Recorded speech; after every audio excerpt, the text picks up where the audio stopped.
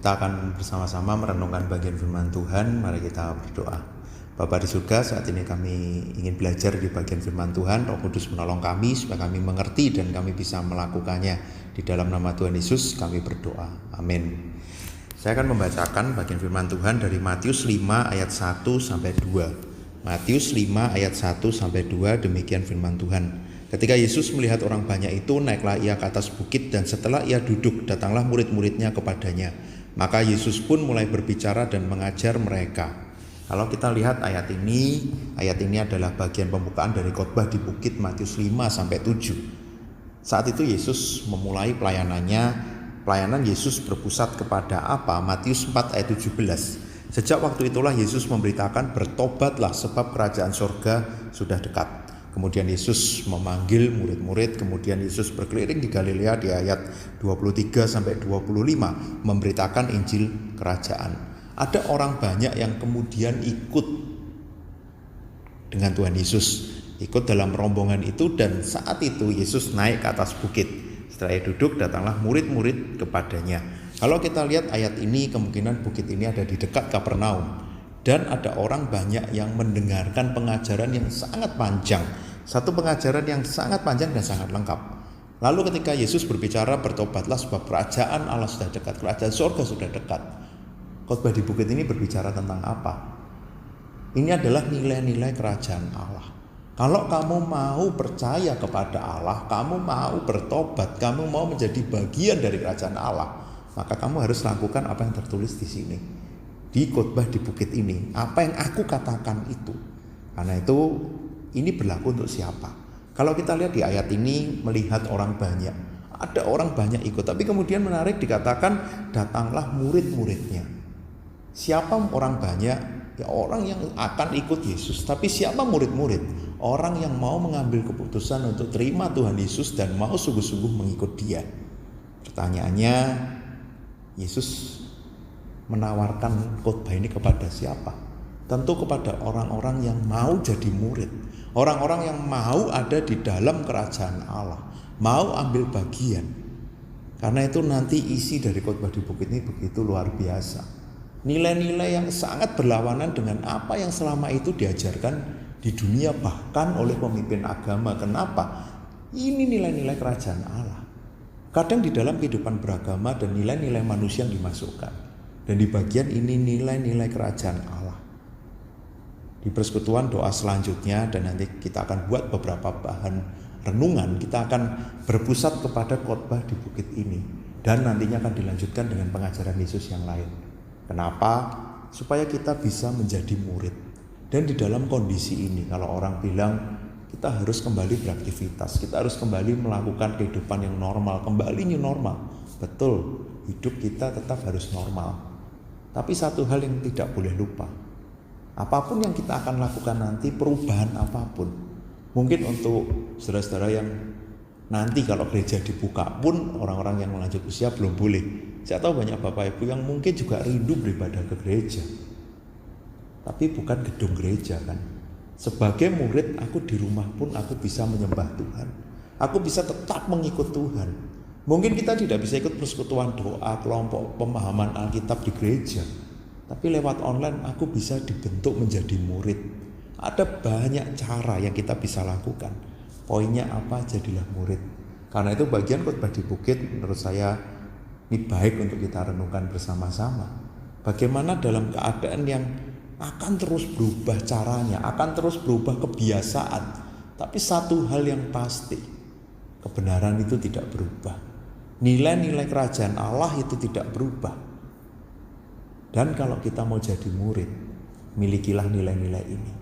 Yang berbeda dengan dunia, yang berbeda dengan apa yang orang lain tawarkan. Tapi kita mau jadi murid. Semoga kita bisa terus belajar. Dan masa ini kita mau jadi murid. Supaya yang dikatakan di ayat ini, murid-murid datang kepadanya. Itulah kita yang mau datang. Terus mencari kebenaran firman Tuhan, terus mencari apa yang Tuhan Yesus ajarkan, sehingga kita betul-betul bisa berdampak. Kita bisa memberitakan tentang kasih Allah, memberitakan tentang kerajaan surga itu kepada dunia ini. Mari kita berdoa. Bapa di surga, saat ini kami bersyukur kalau kami tahu kami adalah orang-orang yang sudah ditebus, orang-orang yang sudah mendengarkan kebenaran tentang kerajaan Allah itu, dan Kristus sudah membuat kami boleh ada di dalam kerajaan Allah. Relasi kami dengan Allah pun sudah dipulihkan. Terima kasih Tuhan. Ampuni Tuhan, seringkali mungkin kami seperti orang banyak yang belum sungguh-sungguh menjadi murid, tapi kami bisa melihat orang banyak itu datang untuk belajar. Mereka mengikut Yesus untuk mau menjadi murid. Bila kami juga memiliki hati yang sama, kami mau terus belajar, kami mau terus menjadi murid, karena kami tahu kami harus terus dibentuk, kami harus terus bertumbuh sebagai orang Kristen. Dan kami tahu di masa new normal ini, masa yang baru, ada banyak kebiasaan yang akan berubah, tapi ada nilai-nilai yang tidak pernah berubah, ada kebenaran yang tidak pernah berubah. Karena itu kami mau terus belajar kebenaran, supaya kami tahu kebenaran yang tidak berubah, yang kami bisa terapkan di dalam keadaan kami masing-masing. Mungkin ketika kami harus beribadah online, persekutuan online, kami tahu kami adalah murid yang belajar dimanapun Tuhan tempatkan kami. Tempat tidak memengaruhi semangat kami untuk belajar firman Tuhan.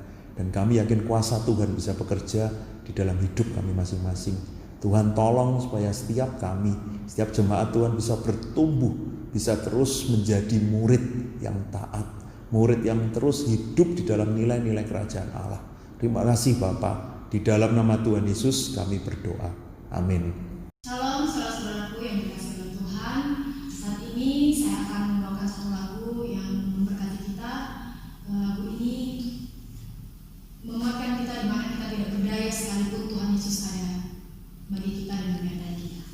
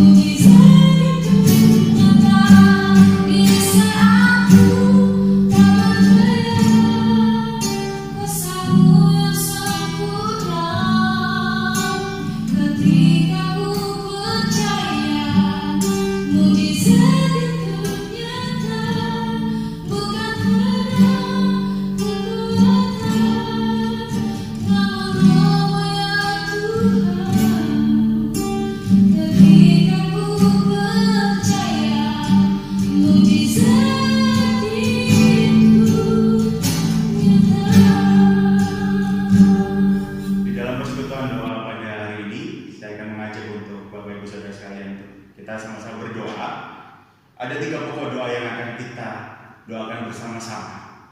Yang pertama, kita mengucap syukur kepada Tuhan untuk kesehatan dan penyertaan yang Tuhan berikan kepada kita berlebihan.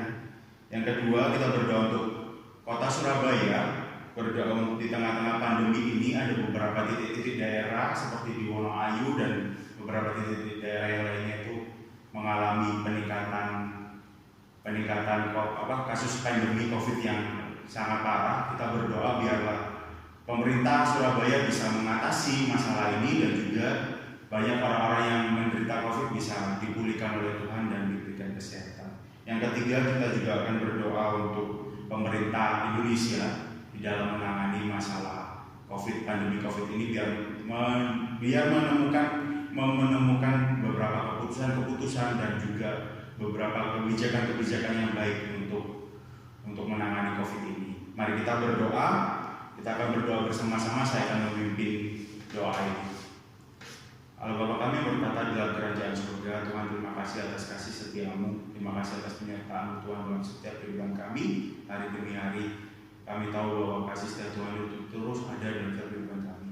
Kami juga mau berdoa dalam setiap hari kami masih Engkau berikan kesehatan, kami masih Engkau berikan nafas yang baru, bentuan yang baru Tuhan di tengah-tengah pandemi ini.